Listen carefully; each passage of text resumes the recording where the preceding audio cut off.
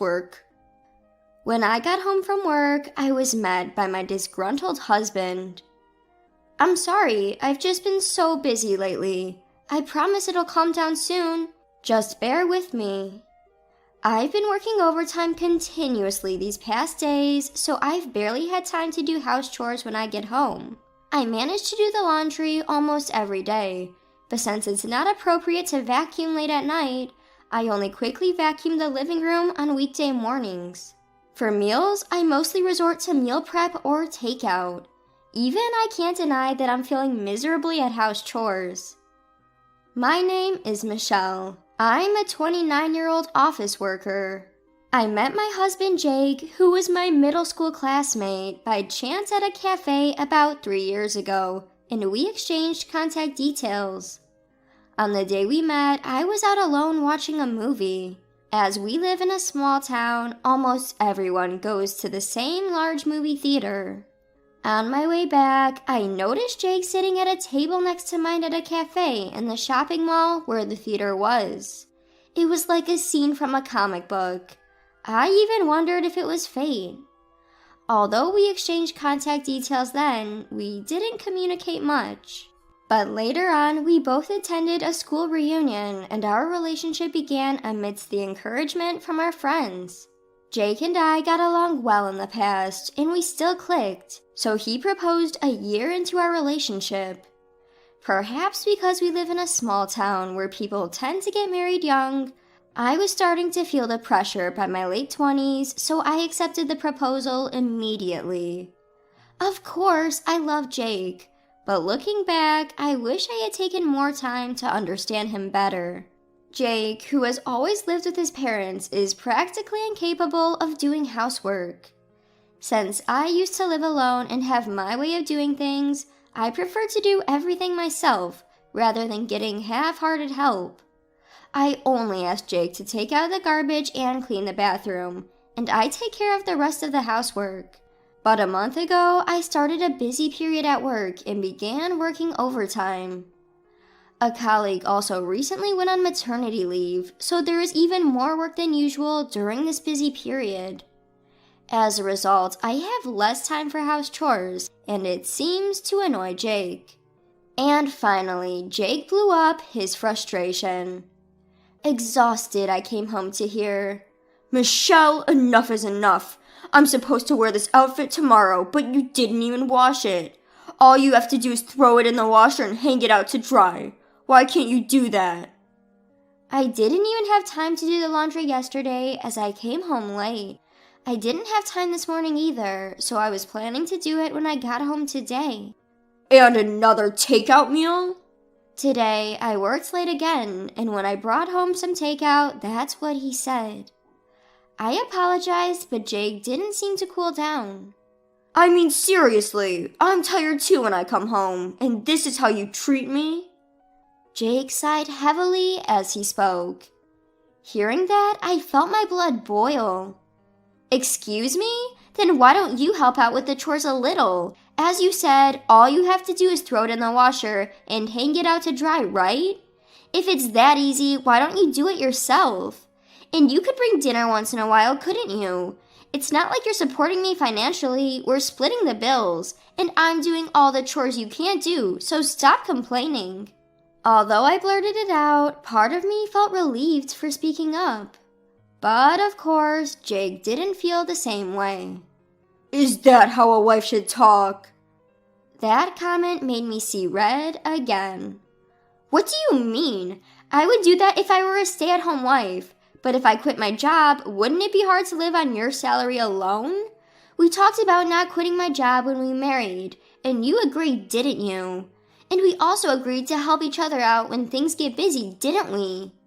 With that, Jake heaved a sigh. That's so Michelle of you. If you're so keen on working, why not work by yourself? Women really should be keeping the home in order. Unlike you, Michelle, my girlfriend helps with the household chores, keeps the house spotless whenever I visit, and even made a homemade cake last time. At that moment, I froze. Wait, what did you just say? Girlfriend? Who are you talking about? An old flame? Or are you having an affair? While my mind raced with a flurry of thoughts, Jake smirked. You've aged, you know. She's stunning, and what's more, she's the CEO's daughter. Her parents even endorse our relationship, and they asked if I'd be interested in succeeding the CEO. And then, shockingly, Jake produced divorce papers. That's why, fill these out. I'll be leaving tomorrow. Caught off guard, my mind was stuck in disbelief. Hold on a minute. Jake, are you saying you're having an affair? And you're divorcing me to marry your mistress? Jake laughed mockingly. That's right. I'll even pay whatever you want. I'm the future CEO after all. You think I'll just accept this and sign the papers? I retorted, but Jake remained unfazed. So, you want to keep living like this? You think life with me, who has lost affection for you and yourself, worn out by work and chores, is enjoyable? I stuttered, unsure of what to say. He was right, though. Our loveless relationship was only causing stress. I thought about it long and hard, but I grew wary of thinking any more. I responded impassively, fine, but I'll file for divorce once I've sorted things out, like asset division and alimony. I'm too busy with work right now, so you'll have to wait.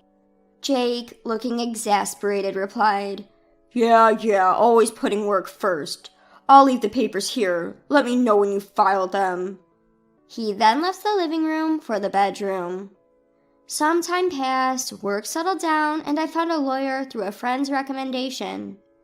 The lawyer, who specialized in divorce, listened to my story, and we decided to demand more alimony than average. I had anticipated Jake to negotiate the price, but surprisingly, he agreed to the amount. Is it really true that he's being considered for the next CEO? I felt a pang of regret, but decided to let it go. If I'm getting a decent amount, I might as well go on a vacation alone and refresh myself. Half a month since Jake left the apartment, just as work was settling down and the alimony negotiations ended, the empty apartment started to feel lonely. I should move, I decided. There's no point in staying here. It's too big for one and feels hollow. Luckily, I can take time off work now, so I should move while I have the chance. I headed to a real estate agent and signed a lease for an apartment closer to my office. I moved a week later. I had to inform Jake about the move as the apartment was under his name. Immediately after, he called. Do you really think moving out of our memories-filled apartment is the right choice? Isn't it lonely living alone in a strange place? I'm sure you haven't forgotten me, so you might as well dwell in the past. Jake and his arrogance looked down on me and spoke with such condescension. Yes, dealing with these sudden events was tough, but as the days turned into weeks, I found myself getting angrier. I realized I had no affection left for Jake. No matter how much I told him that I've moved on, Jake only responded with conceited remarks like, "Stop hiding it," or "Don't play tough." I was so annoyed by the conversation that I firmly said, "Could you just pay the alimony soon? Once you do, I can file the divorce papers." Yeah, got it. I'll pay within this week, so prepare the divorce papers. My girlfriend's parents say we should live together only after we're officially married, so I'm living in a hotel now. Quit my job too, currently in a recharging phase, I suppose.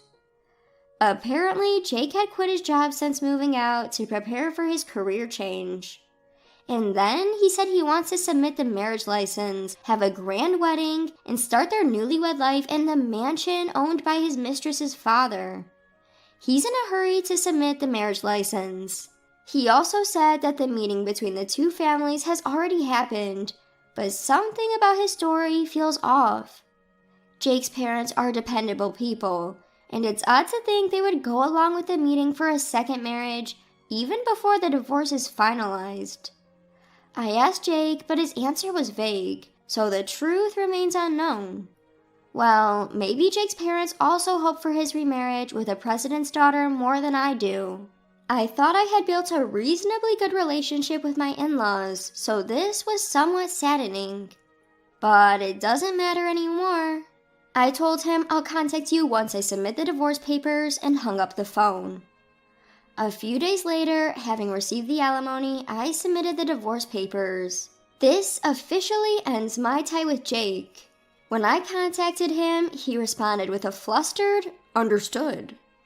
Judging from the way he spoke last time, he will probably remarry soon. The next day, for a change of pace, I went shopping at a mall.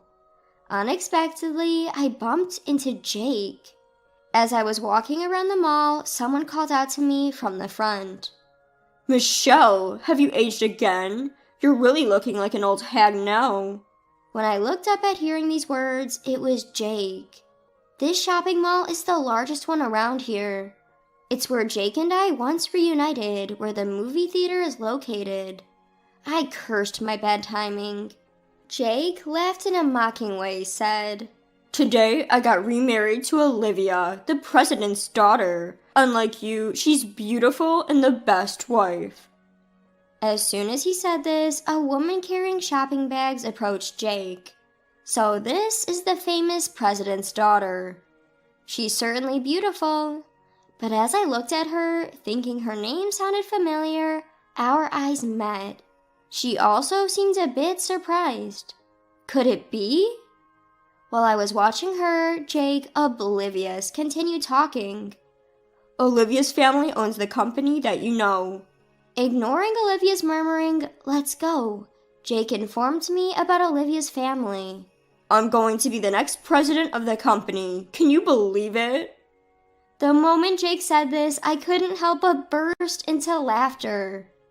Jake, with a blank look on his face, and Olivia avoiding my gaze.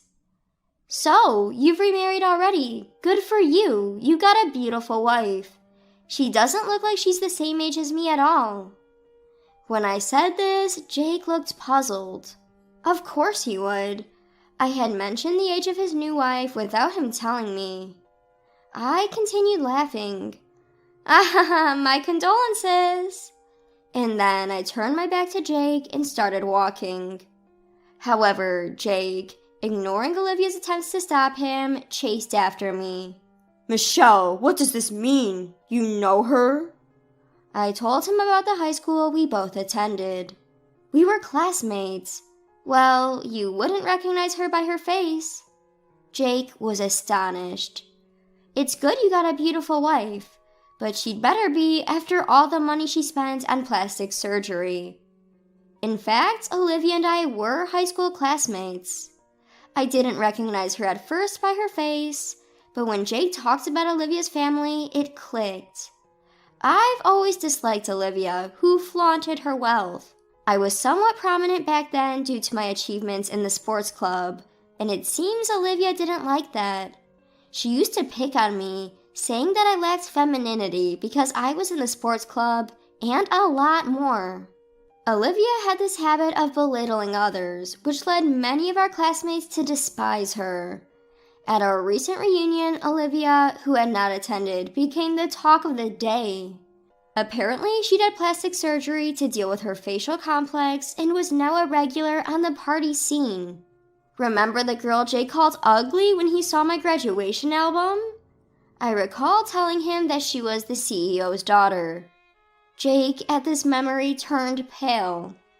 "Even if she's rich, I wouldn't want that face," he had said. As the memory returned to Jake, he reddened and yelled at Olivia. "Were you deceiving me all along?" A heated argument ensued between Jake and Olivia. From their argument, it seemed they had met at one of these parties, and Olivia was completely infatuated with Jake. Olivia, in a remarkable bout of audacity, retorted, "I didn't lie. I just didn't say because you didn't ask." Jake was about to burst with anger, but Olivia cut him off. "I've been waiting all this while for you to finally break up with Michelle, your living girlfriend. Besides, it's settled that I'll work at my father's company. I can even live in a luxury apartment. It doesn't matter now. The worst part is finding out Michelle is your girlfriend. Small world, huh?" I felt something was off. "Wait, does Olivia not know you're divorced, Jake?" At this, Jake hurriedly tried to silence me, but I revealed that I was once married to Jake and had filed for divorce just the day before. Olivia was left speechless. I continued, "In fact, I called Jake's mother yesterday to inform her about the divorce. She told me she had no knowledge of any remarriage, let alone meeting Olivia's parents. I had thought of identifying Jake's mistress and claiming damages from her, but since Jake agreed to a higher compensation than market rate, I didn't bother looking into his affair. But to think he was hiding his marital status? That's marital fraud, isn't it?" After they turned pale and bickered a bit, I decided to leave the scene. A few days later, I was contacted by Olivia through one of our classmates. "Please don't tell anyone about this." And I received a sum of money she referred to as compensation for my troubles. More like hush money, I suppose. But I had no intention of telling anyone anyway, and getting paid for my silence was a bonus. Olivia ranted about Jake to me at that time. Apparently, the parents Jake had brought for the meet and greet were not his actual parents, but were hired from a family rental service. I was surprised such a service existed, but it made me wonder if Jake had wanted to marry Olivia, or if he was just after the CEO's position. Though Olivia was in love with Jake, it remained a question whether Jake was attracted to Olivia's looks and status. Olivia, who had since begun her marital life, could not do household chores at all, and this realization enraged Jake. Her cleaned house and homemade cakes were all the work of her housemaid. In the end, Jake and Olivia divorced almost immediately, and Jake was sued for marital fraud. Despite the hush money, Olivia spilled the beans, and apparently her father was livid. It was rumored that Jake might find it difficult to continue living in this town. Now, he was living in a cheap apartment, working day and night, and he was at his breaking point. He asked me to return the divorce settlement. I responded, "What? You must be joking. I have zero intentions of helping you. Never contact me again," and hung up. Since then, I used my accumulated paid leave for a personal recharge period. I took a trip on my own and experienced new things. There were wonderful encounters, and I have a feeling that my life ahead will be exciting.